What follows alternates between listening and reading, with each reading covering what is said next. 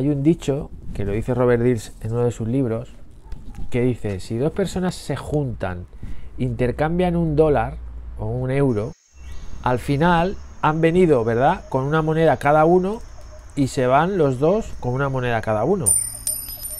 Pero si dos seres humanos intercambian una idea, al final se van cada uno con 2 ideas. Entonces es imposible no comunicar, no influir. Mejora tu mente, mejora tu vida y disfruta del proceso, ¿no?, que es el título de mi libro.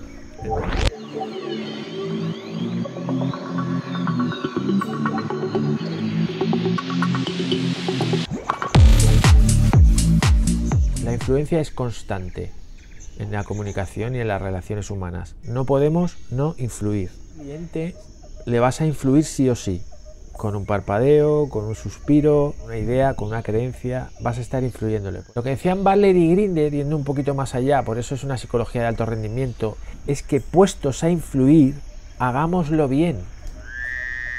Que eso es de lo que se trata, el coaching y la PNL, por eso centrado en soluciones, breve, estratégico, con sentido del humor, con empatía, con rapport, porque coño, ya ha sufrido bastante la persona que viene a verte, como decía, la hagas sufrir más, ¿no? Y te pongas en plan autoritaria, ¿no?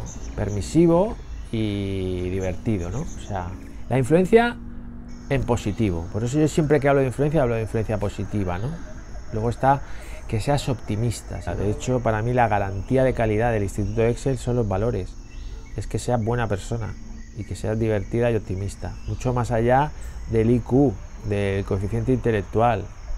Antiguamente las universidades te evaluaban en base a tu capacidad para memorizar datos. Hoy en día eso lo hace un robot. Yo en mi Instituto Excel lo que hago es evaluar a la gente en función de su predisposición para ser humana, para poder ser flexible, para ser humilde consigo misma con su aprendizaje, para ser capaz de aceptar cuando alguien la da un feedback a mejorar, ser educada, ser todos esos valores soft, ¿no?, del ser humano, ¿no? Tú quieres ayudar a esa persona a aprender, quieres ayudar a esa persona a cambiar, quieres influir a esa persona para que te compre un producto, para que venga a una conferencia, venga a un cumpleaños. Lo haces con una buena intención y tú vas a ganar y ella también. Repetir y buscar la forma de convencerlo. Y aquí viene el tema de la persuasión. Seducirlo y convencerlo para que haga algo que, al ser ganar, va a ser bueno para él, pero que yo necesito tener el crédito suyo para que él me deje ayudarle a cambiar, o para que él me deje influirle, o que él me deje... Porque si no te deja es más difícil.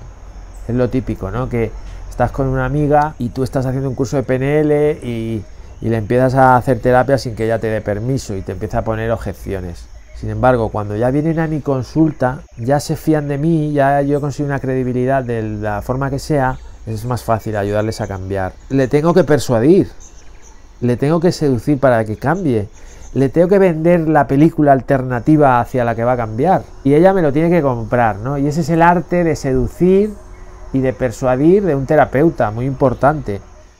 Agudeza sensorial, empatía, que sería la cognitiva, y la emocional. Esta sería la segunda empatía que dice Daniel Goleman, es la emocional. Que yo entienda cómo te sientes, que yo te haga empatía hasta cierto punto, porque Virginia Satir, que era la creadora de la terapia familiar sistémica, decía: asómate al balcón, pero no te asomes demasiado, no te vayas a caer, que no tiene barandilla, cuidado. Ella decía esto, ¿por qué? Porque tampoco te puedes meter mucho en empatizar con alguien que tiene un problema, porque al final se te contagia, entonces te acabas suicidando tú. De hecho, hay muchos psiquiatras que se han suicidado, los que hacen psicoterapia, ¿no? Por eso hay que ser muy bueno en esto, para no morir en el intento. Entonces, una vez que tú le has comprendido lo suficiente como para que te deje influirle y te siga, que se llama acompasar y dirigir, acompasar y dirigir. Si es una persona muy resistente, pues acompasas lo que sea necesario. Milton Erickson estuvo trabajando con una persona que tenía catatonia, que no gesticulaba, no hablaba, y llevaba 10 años así y nadie había conseguido hacerle mover un párpado. Y el tipo estuvo pues un montón de tiempo en silencio, respirando a la misma velocidad que él y tal. Al final movió un párpado y el otro le siguió, ¿vale? Y ahí lo vio. En otra ocasión había uno porque él trabajaba en psiquiátricos, era médico psiquiatra, que hablaba un idioma raro, se inventaba como una ensalada de palabras que se llama. Él le dijo a una enfermera que fuera tomando nota de todo lo que decía. Entonces él se lo iba estudiando, iba intentando entender ese idioma. Empezó a hablarle en su idioma, con los tonos y la entonación y tal. Y al final él empezó a decir su nombre, empezó a reconocer que entendía lo que decía, luego empezó a decirlo en el idioma inglés y al final acabaron hablando en inglés. O sea que le sacó de su psicosis porque supo empatizar hasta un nivel muy profundo, ¿no? Y que el otro confiara en él realmente como para que se dejara llevar, ¿no?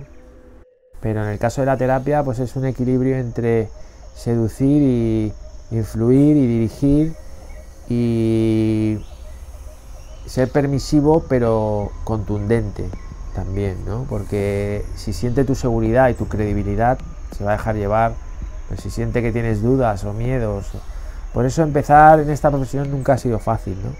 Entonces uno tiene que practicar mucho al principio, equivocarse mucho, disimular mucho hasta que uno ya lo hace bien.